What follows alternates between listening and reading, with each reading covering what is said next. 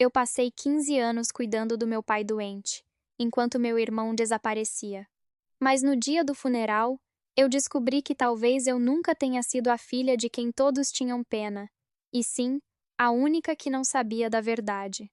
Eu cresci acreditando que amor de família era algo natural, como respirar, algo que simplesmente acontecia para todos os filhos da mesma forma. Mas eu estava errada desde o começo. Na minha casa sempre existiu uma divisão invisível, mas cruel, que eu só fui entender completamente quando já era adulta. Meu irmão mais velho era o orgulho do meu pai. Tudo nele parecia certo aos olhos da família. Suas escolhas eram sempre justificadas, seus erros sempre minimizados, suas ausências sempre desculpadas. Já comigo era diferente. Cada passo meu parecia precisar de aprovação. Cada decisão vinha acompanhada de crítica. E cada conquista era tratada como algo comum, quase sem importância. Eu lembro claramente de uma cena na adolescência em que eu passei semanas estudando para uma prova importante, enquanto meu irmão simplesmente ignorou os estudos e saiu com amigos. No dia do resultado, ele foi elogiado por ser inteligente demais para se preocupar. Enquanto eu ouvi apenas era obrigação sua. Não fez mais que a sua parte. Aquilo não foi um evento isolado, foi um padrão que se repetiu por anos. O que eu não entendia naquela época era que esse tipo de tratamento cria algo silencioso dentro da gente, uma sensação constante de que precisamos merecer existir.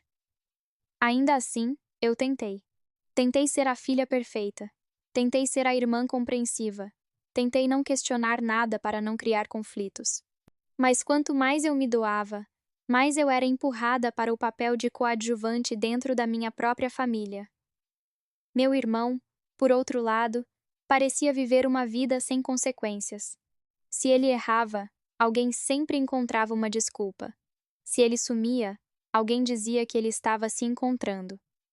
Se ele falhava, alguém dizia que era fase. Eu nunca tive esse privilégio. Quando minha mãe ainda era viva, eu acreditava que ela equilibrava as coisas, mas hoje eu entendo que até ela, de certa forma, se rendia a essa dinâmica. Meu pai era o centro de tudo isso. Um homem rígido, de poucas palavras, que confundia disciplina com amor e silêncio com autoridade. E no meio disso tudo, eu fui crescendo com a sensação de que minha função na família era apenas manter tudo funcionando, sem ser notada demais, sem incomodar, sem exigir nada em troca.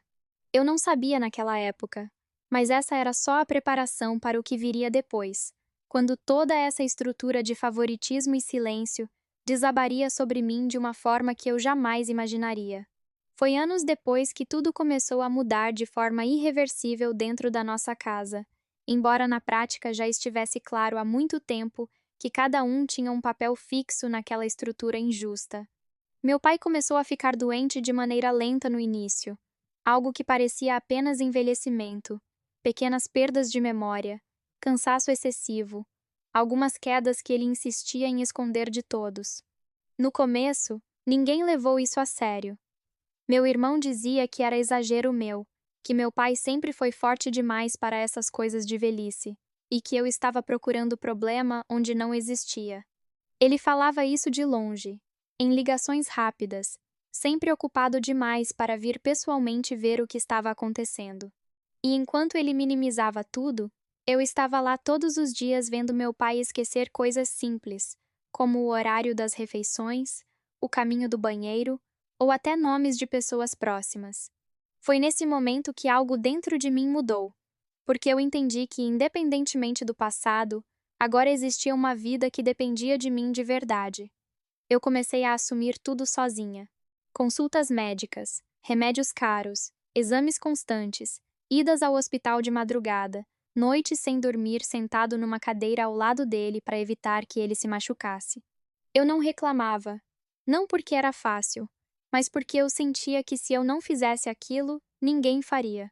Meu irmão continuava distante, aparecendo apenas em datas específicas, aniversários, festas de família, sempre com sorrisos prontos e histórias leves, como se nada estivesse acontecendo dentro daquela casa.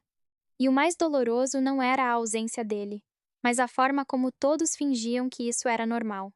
As pessoas elogiavam ele por não se meter em problemas, enquanto eu era vista como a filha que ficou presa demais em casa. Era como se cuidar do meu próprio pai tivesse se tornado um defeito aos olhos dos outros. Com o tempo, a situação piorou. Meu pai começou a precisar de ajuda para tudo: alimentação, banho, medicação controlada. Eu organizei minha vida inteira ao redor dele. Parei de sair, reduzi trabalho, deixei minha vida pessoal em segundo plano. E mesmo assim, ainda havia quem insinuasse que eu estava exagerando ou tentando controlar tudo. Meu irmão, por outro lado, começou a aparecer cada vez menos. Quando aparecia, vinha com pressa, evitava conversas profundas, não perguntava detalhes, não queria ouvir sobre exames, diagnósticos ou dificuldades. Ele parecia desconfortável com a realidade que eu vivia diariamente. Em uma das poucas vezes em que ele ficou mais tempo em casa, meu pai perguntou por ele com dificuldade, e a resposta foi um silêncio constrangedor, seguido de uma mudança de assunto. Naquele momento, eu percebi algo que me deu um nó no estômago. Ele não estava apenas ausente. Ele estava se afastando conscientemente de tudo aquilo. E eu sozinha fui ficando responsável por cada detalhe da vida de um homem que, apesar de todas as falhas, ainda era meu pai. Eu lembro de uma noite específica em que ele teve uma crise forte e eu fiquei sozinha tentando levá-lo ao hospital, enquanto tentava ligar para meu irmão sem resposta. Foram dezenas de chamadas ignoradas. Naquela noite, enquanto segurava meu pai tremendo no banco de trás de um carro de aplicativo, eu entendi que a família que eu achava que tinha, na prática, era só uma pessoa. E isso não era uma escolha minha. Era uma realidade que estava sendo imposta sobre mim, sem que ninguém se importasse em ajudar ou sequer reconhecer o peso que eu carregava. Com o passar dos anos, a ausência do meu irmão deixou de ser algo pontual e virou um padrão tão constante que, de certa forma, até a casa parecia ter se acostumado com isso, como se ele tivesse deixado de existir no dia a dia e passado a ser apenas uma lembrança conveniente, que aparecia quando era necessário manter as aparências. Ele não estava mais presente nas consultas, não atendia ligações importantes, não respondia mensagens sobre decisões médicas, e sempre que eu tentava trazer a responsabilidade para ele, vinha a mesma resposta vaga, dizendo que confiava em mim, que eu estava fazendo o melhor, que não precisava se preocupar porque eu dava conta. Era uma forma elegante de se eximir de tudo sem precisar assumir abertamente que estava abandonando o próprio pai. Enquanto isso, minha vida foi se estreitando até caber apenas dentro daquela casa e daquele quarto onde meu pai passava a maior parte do tempo. Eu sabia todos os horários dos remédios de cor, reconhecia cada mudança de humor dele e conseguia perceber até pequenas variações na respiração que indicavam que algo não estava bem. Isso me transformou em alguém que vivia em alerta constante, como se eu nunca pudesse relaxar completamente. Mas o mais estranho era que, fora daquele ambiente, ninguém parecia enxergar o que realmente estava acontecendo. Nas reuniões de família, meu irmão aparecia com uma postura tranquila, sempre sorrindo, sempre leve, e falava como se estivesse informado de tudo, como se estivesse participando ativamente de cada decisão. E o pior é que ninguém o confrontava. Pelo contrário, ele era ouvido com atenção, enquanto eu era vista como alguém cansada demais, emocional demais, envolvida demais. Eu comecei a perceber que existia uma narrativa paralela sendo construída sobre nós dois. Ele era o filho equilibrado que ajudava como podia à distância, e eu era a filha sobrecarregada que não conseguia desapegar. Essa distorção começou a me ferir mais do que o cansaço físico. Em uma dessas reuniões, lembro claramente de uma tia comentando que era bonito ver como meu irmão confiava em mim para cuidar do nosso pai, como se aquilo fosse uma decisão conjunta e não uma omissão completa da parte dele. Eu não consegui responder naquele momento, porque qualquer tentativa de explicar parecia ingratidão ou conflito desnecessário. Então eu apenas engolia tudo em silêncio. Mas por dentro, algo estava começando a se quebrar. Porque cuidar de alguém que você ama já é difícil, mas ser invisível enquanto faz isso é uma forma de dor que vai se acumulando sem que ninguém perceba. E enquanto meu irmão continuava vivendo a vida dele normalmente, viajando, trabalhando, aparecendo em fotos felizes nas redes sociais, eu estava ali, envelhecendo dentro de uma rotina que não tinha pausas. Meu pai, cada vez mais dependente, já não reconhecia certas datas, confundia pessoas. Às vezes chamava minha mãe por nomes antigos como se ela ainda estivesse viva. E mesmo nesses momentos, eu continuava firme, porque não existia outra opção. O que eu não sabia era que essa fase de desgaste silencioso estava chegando ao fim não porque as coisas iam melhorar, mas porque algo muito maior e irreversível estava prestes a acontecer, algo que não deixaria mais espaço para omissões, desculpas ou distância confortável. O dia em que meu pai morreu não foi um dia de alívio, como algumas pessoas imaginam quando alguém passa anos doente e dependente. Foi um dia estranho, pesado, silencioso demais, como se a casa inteira tivesse perdido o ar junto com ele. Eu estava lá no momento final, segurando a mão dele, tentando dizer coisas que talvez ele nem estivesse mais conseguindo ouvir. E quando tudo acabou, não veio imediatamente o choro. Veio o vazio. Um vazio que parecia não caber dentro do corpo. Os primeiros dias depois da morte foram uma sequência automática de decisões e burocracias. Funeral, documentos, ligações, pessoas entrando e saindo da casa, com aquele comportamento padrão de condolência que dura pouco tempo demais. Meu irmão apareceu no velório como se tivesse sido convocado para uma cerimônia importante que ele não podia faltar.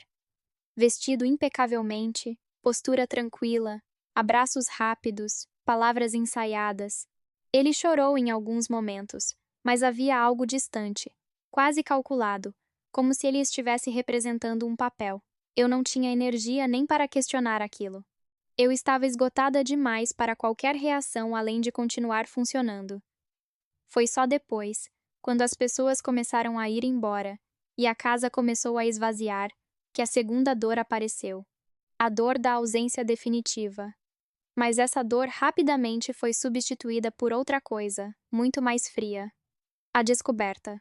Tudo começou com uma conversa aparentemente simples, sobre organizar os bens, resolver pendências, entender o que precisava ser feito. Foi nesse momento que um advogado da família mencionou algo que me fez sentir o chão desaparecer lentamente. Alguns imóveis, contas e até bens importantes do meu pai não estavam mais registrados da forma como deveriam. No início, eu pensei que era um erro, uma confusão burocrática, algo que poderia ser explicado com documentos antigos ou falhas administrativas. Mas conforme a conversa avançava, ficou claro que havia movimentações feitas anos antes, transferências, vendas e assinaturas que eu nunca tinha visto, nunca tinha sido informada e, principalmente, nunca tinham sido discutidas dentro da família. E então veio o nome dele, meu irmão. Ele era quem tinha estado envolvido nessas movimentações. A princípio, eu não conseguia aceitar. Meu cérebro simplesmente se recusava a ligar as peças. Não fazia sentido, ou pelo menos não fazia sentido dentro da imagem que eu ainda tentava preservar da família que eu achava que tinha.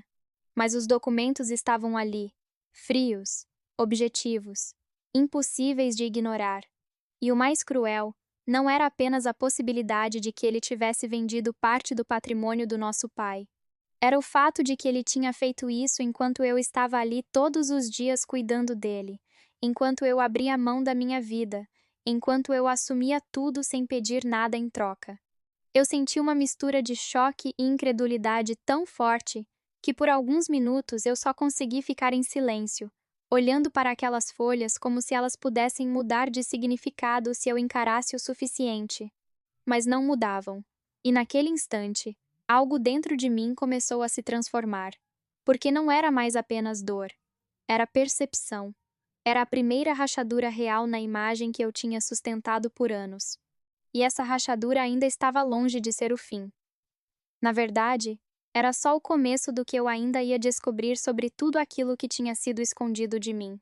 O que mais me destruiu não foi descobrir que algo estava errado com os bens do meu pai.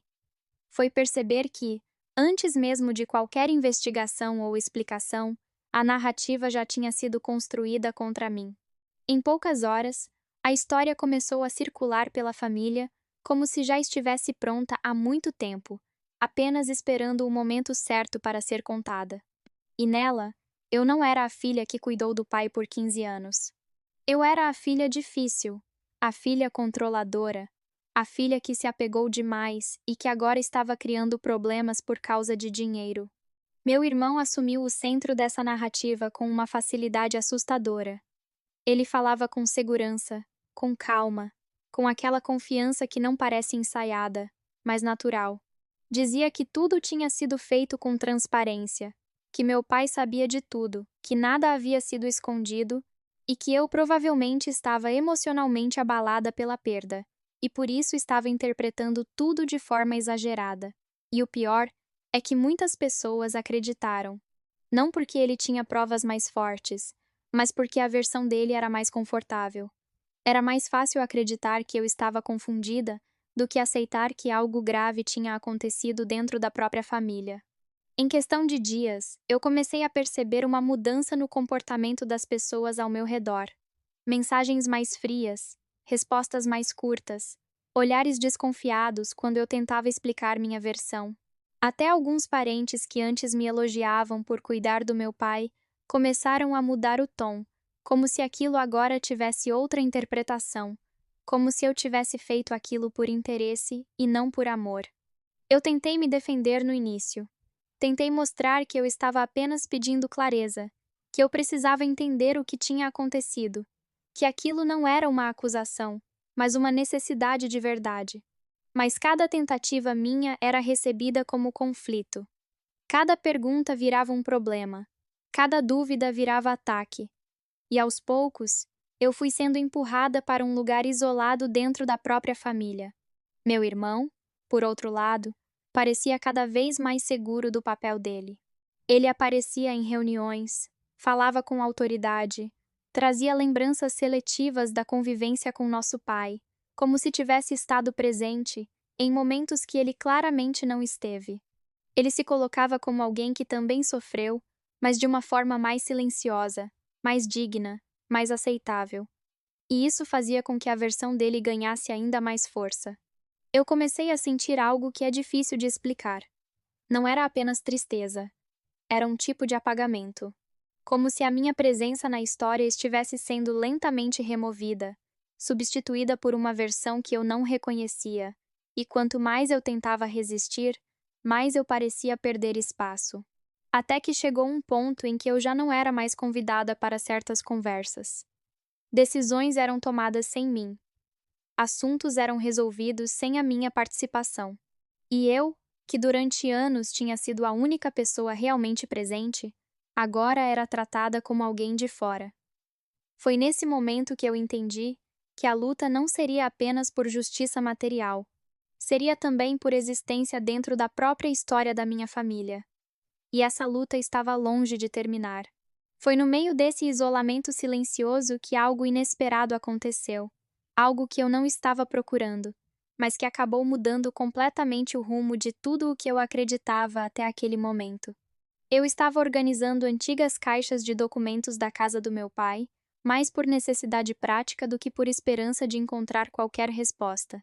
Eram papéis acumulados ao longo dos anos, contas antigas, receitas médicas, registros que ninguém tinha tido tempo ou disposição de organizar. Eu não esperava encontrar nada relevante. Na minha cabeça, tudo já tinha sido dito, tudo já tinha sido decidido, e o que restava era apenas lidar com as consequências. Mas em uma dessas caixas havia algo diferente. Um envelope mais rígido, guardado de forma mais cuidadosa do que os outros, quase como se tivesse sido escondido dentro da própria bagunça para não ser encontrado facilmente.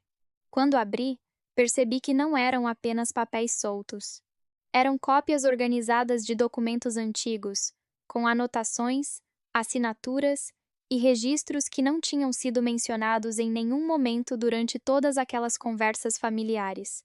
E o mais estranho era a data. Aquilo tinha sido preparado muito antes da doença do meu pai chegar ao estágio mais grave. Ou seja, não era algo feito no calor do momento. Não era uma decisão tomada em urgência. Era algo planejado. Conforme eu lia cada página, a sensação de confusão começou a dar lugar a uma clareza desconfortável. Havia registros de movimentações patrimoniais, autorizações e até referências a decisões que, na prática, tinham sido tomadas sem a participação de todas as partes que deveriam estar envolvidas. E entre essas assinaturas, eu reconheci o padrão. Não só pelo nome, mas pela forma de organização, pela sequência dos eventos. Era o meu irmão novamente, mas dessa vez, não como suspeita ou interpretação, como evidência documentada. Eu senti as mãos ficarem frias enquanto lia e relia os mesmos trechos, tentando encontrar alguma interpretação alternativa que tornasse aquilo menos grave, mas não existia. O que estava ali era claro demais para ser ignorado. E pela primeira vez desde que tudo tinha começado, eu não estava mais apenas reagindo emocionalmente. Eu estava diante de algo concreto, algo que podia ser mostrado, explicado, provado. Ainda assim, havia um peso enorme nisso, porque entender que você tem uma prova não significa automaticamente que você será ouvido. Pelo contrário, eu já tinha aprendido que, naquele contexto, a verdade não era suficiente se a narrativa já tivesse sido consolidada contra mim. Mesmo assim, aquela descoberta me devolveu algo que eu estava perdendo lentamente ao longo dos meses anteriores. Direção.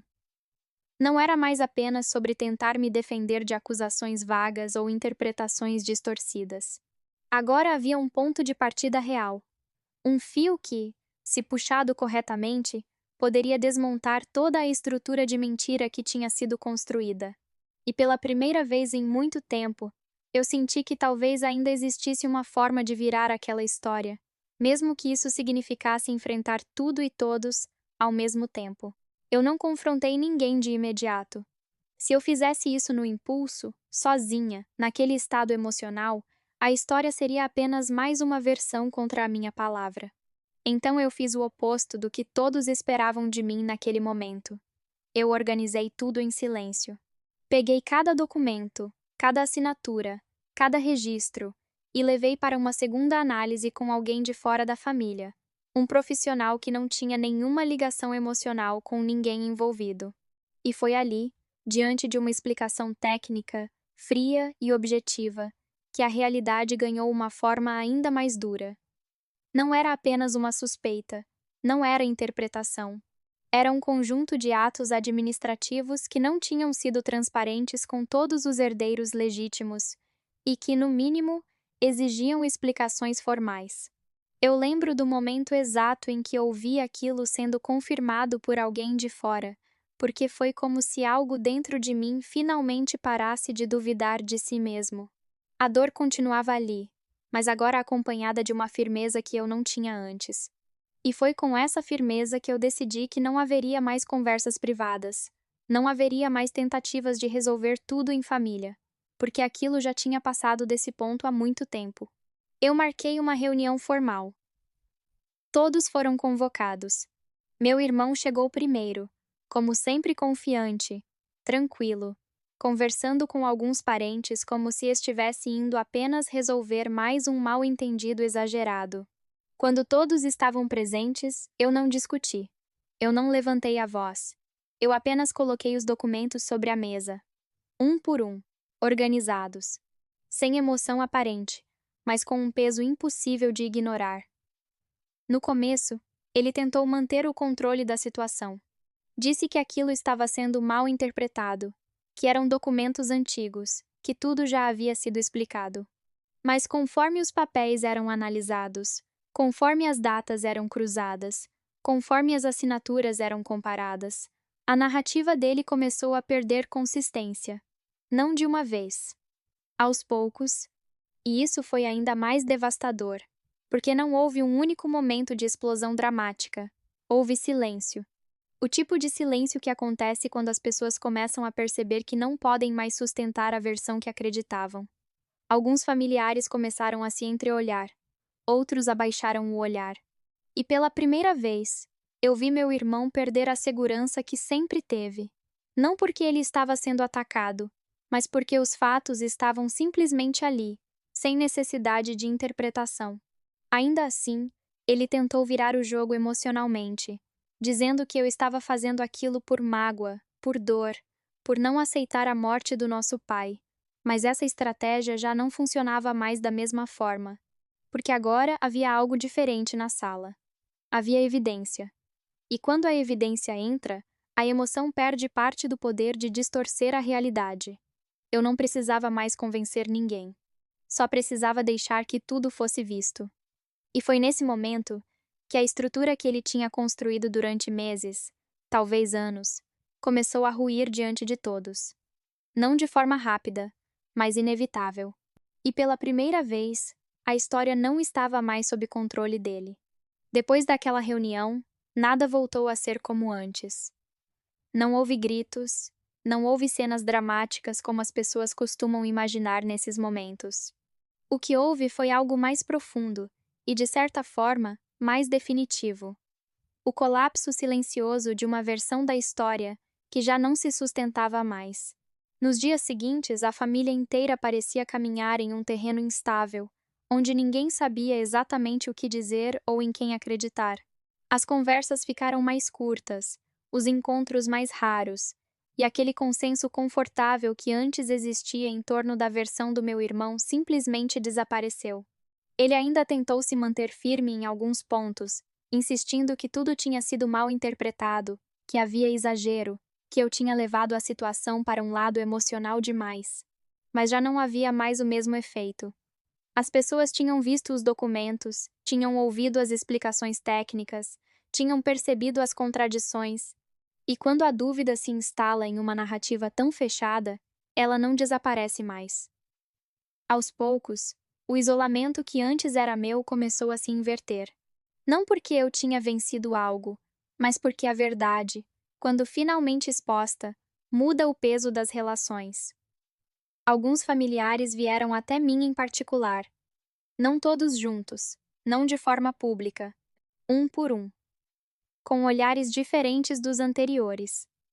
Alguns pedindo desculpas com dificuldade, outros apenas reconhecendo que talvez não tivessem visto tudo com clareza, e alguns apenas em silêncio, porque não existiam palavras suficientes para desfazer o que já tinha sido feito.